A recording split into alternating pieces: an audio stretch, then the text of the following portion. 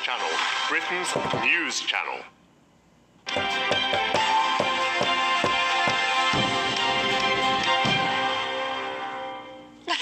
8:39. You're watching and listening to Breakfast with Stephen and Ellie. Very good morning to you. We've got you talking about pronunciation, and I've got a joke for you. Oh, go on. It's from Gary, and Linda also had this joke as well.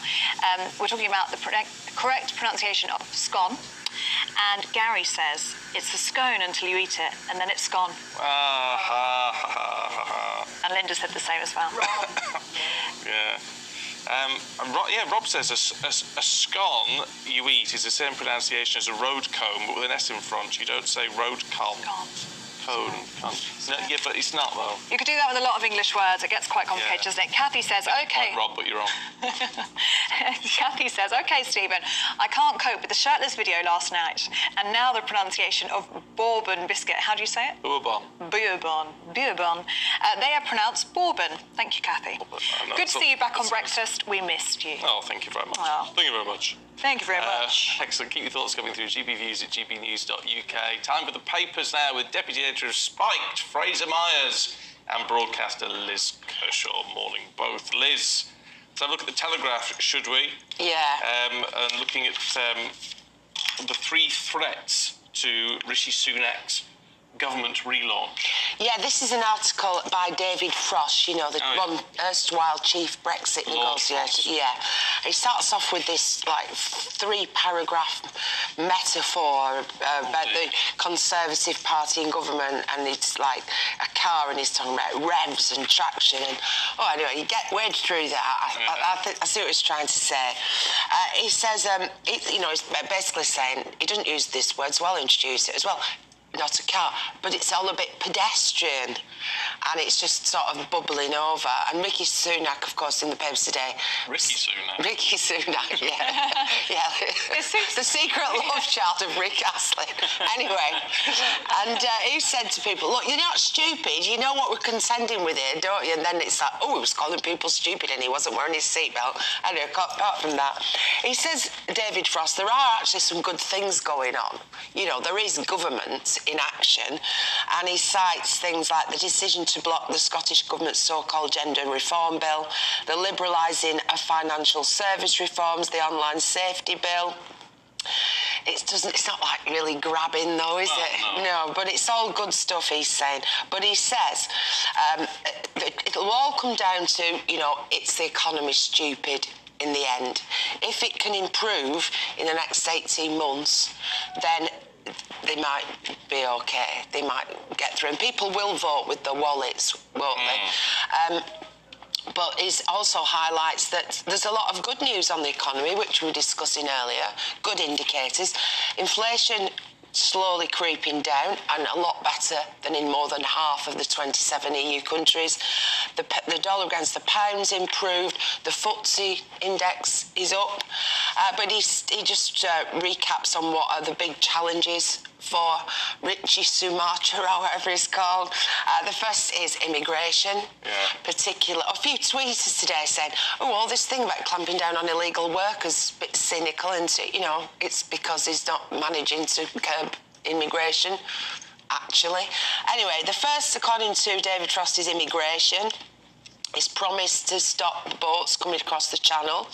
He says it won't be easy, and we'll have to see how Suella Braverman gets on. The second is the whole thing about conversion therapy and kids. I don't think, is that the number 2 issue in the country? And the third is the Northern Ireland Protocol, which, is very important to the people of Northern Ireland, but also he says it's important because Keir Starmer will try, and if the government fails to improve it, that Keir Starmer will use it as a tool, leverage to unravel Brexit, which we were discussing earlier with Fraser. Talking of Keir Starmer, Fraser, also in the Telegraph, he's going to stop funding North Sea oil and gas. So Keir Starmer's gone all just stop oil on us, speaking to Davos. I think this is a really quite perplexing idea. I mean, obviously we know that there's sort of net zero in the background. We're aiming to reach net zero carbon emissions by 2050, but we've just been through this horrific energy crisis. I mean, we're not out the other end. And we know how dangerous it is to depend on the global market for things like oil and gas. And Britain is very rich in oil and gas. You know, I would have been, if I were Keir Starmer or any other leader of this country, I would have said we should be fracking for gas. We should be trying to find more gas, not, you know, closing that off as a possible future. We need to look at transitioning from one to the other, don't we? I think that, you know, that's going to happen over a period of time, but there's no use in if you stop investment, then, you know, that transition is going to be even more expensive. And the other thing is, you know, for now, if we're betting heavily on renewables, you do always need a backup for renewables. And at the moment, it's gas is the main one we use. Sometimes it's coal, because unfortunately the wind doesn't blow all the time and the sun doesn't shine all the time. So you always have to have this sort of parallel energy system ready to step in. Ironically, it's usually in the winter where the sun is the lowest and the wind is the lowest. So that's why, you know, gas becomes really, really expensive every winter, because it's having to sort of play that backup role. We haven't actually got a solution to that yet, and there's not a technological solution to that exists yet. So, you know, I think potentially Keir Starmer is doing something potentially quite reckless here. Interesting. Your thoughts on that, please? gbviews@gbnews.uk. I mean, I do think we've got to start transitioning.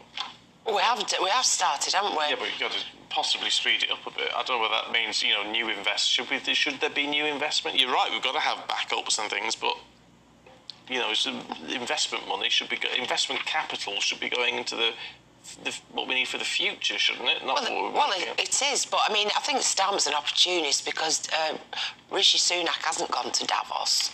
He's not there anyway at the moment, and Starmer's gone over with his shadow chancellor Rachel Reeves, and they're going creeping round all the big banks and meeting. Well, going, yeah, well, you would though, wouldn't you?